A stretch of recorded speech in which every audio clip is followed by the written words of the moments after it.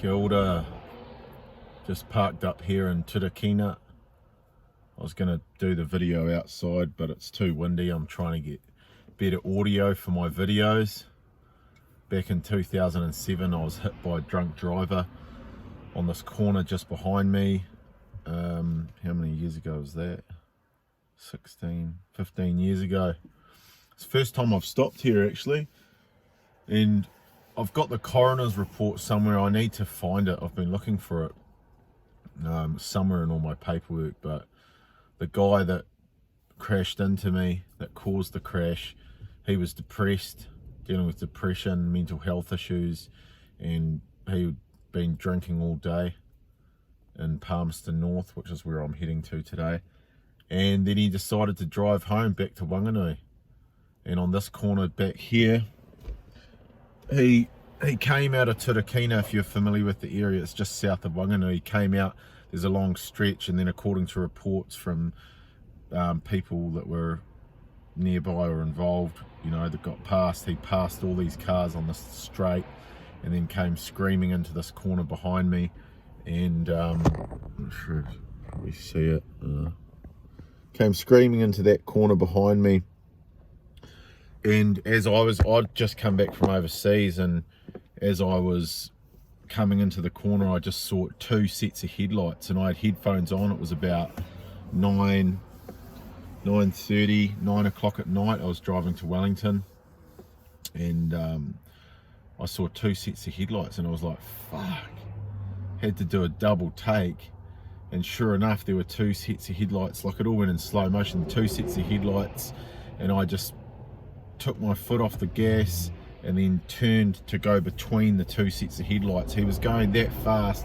He was driving a van, and it had that wobble on it, and it looked like he was literally going to go around me on the berm, the outside of the road. He was going that fast and wide. It looked like he was going to go around me. Then he turned. We sort of must have turned at the same time, or we were going to hit either way. I mean, I don't think there was any way that we wouldn't have crashed, but I don't know how the other car managed to not get involved. Like, apparently there was about 4 or 5 other cars that only just missed out on being involved in the crash. Yeah, so then I came to in the ute that I was driving at the time, and all this blood was pissing out. My face was just all wet. All this blood was pissing out of my nose, and I didn't know what had happened. And then I was wearing a new jacket that my mum had just bought me as a present for coming back home. I'd been in Canada, and I thought about, fuck, I need to keep this jacket clean. So I grabbed a pillow and was like trying to wipe my nose with the pillow, not even realizing that I'd been in a crash. And then a dude ran up and was like banging on the door. He's like, fuck, okay.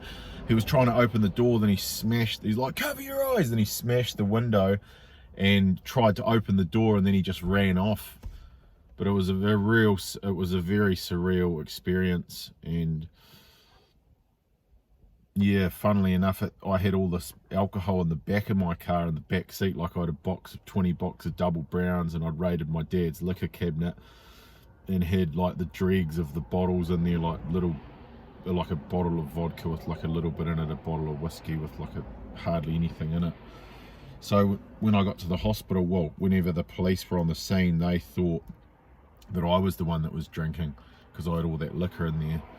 And when I got to the hospital, they blood tested me, and I had 0 alcohol in my blood. I hadn't been drinking at all. And the other guy had been on the piss, but he died at the scene. He was in a high-ace van. It took them 5 hours to cut him out. And I was in hospital. When I got to the emergency department, everything kind of just went quiet, like I just got left on a bed. And then in the background for like 3 hours, as I was sitting there just fucked up on morphine, there was just this young guy going, oh, oh, and then a doctor and nurse would come back every 10 minutes going, what have you had? What have you taken? What have you been drinking? And it just went on and on. But anyway, yeah, this is the first time I've actually stopped at the corner. There's a little couple of old plastic flowers taped to the fence post where he died. I can't remember his name, but he was only, at the time, he was about my age now, so about 35, 37, 36 or something. I'm 37 if you wanted to know, at this time in life. Yeah, he was mid-30s, dealing with depression. You can't self-medicate with that bottle, it'll fuck you up. You know, it just, we make bad choices on that alcohol. And the seatbelt definitely saved my life. Like, fuck, the seatbelt saved my life, I had bruising all the way, like those adverts you see. I had burn and bruising all down my chest and on my hips for months. Like, it just was there for so long. If I even with the seatbelt on, I head-butted the steering wheel, and the steering wheel bent over, like it bent in half. That's how violent the force was. I don't know how, but I managed to walk out of hospital 5 days later. They thought my back was broken in hospital, but I was just, yeah, I had all this compression, like my ribs were all like popping and snapping, like just my whole body had been violently impacted. So, and I want to do a big shout out to the St. John ambulance drivers from that. They were amazing. They were honestly like angels, when they came onto the scene. They were so fucking calm. And the Turakina Voluntary Fire Brigade, they were freaking amazing. They were so amazing on the scene and helping me feel calm and looking after me. Yeah, but it was crazy when I was in the hospital, and I got taken up to the or maybe I was still in the emergency, just in the ward, or I don't know if I did go into intensive care for 2 nights because they thought my back was broken and I had to get all these scans and wasn't allowed to move. But yeah, when the police arrived sometime in the night, must have been about midnight or something, they were so aggressive, because they thought I'd been drinking, and they basically put my hand on the form and moved the piece of paper to get me to sign. I couldn't even move properly. Like, they thought I had a broken fucking back, and the police were forcing me to sign this signature to take my bloods. And then I was like, fuck, have I been drinking? I couldn't even think or be conscious, actually, was I drinking or not? So that was a full-on thing. But I just wanted to share that experience on this page, share it with you, and it's just one of those, outline the consequences of drink driving. You know, just even having one. I've just seen too many people, they just start off by having one at the pub, and they're going to go home. 1 turns into 2, 2 turns into 3. Before you know it, you're regularly drink driving.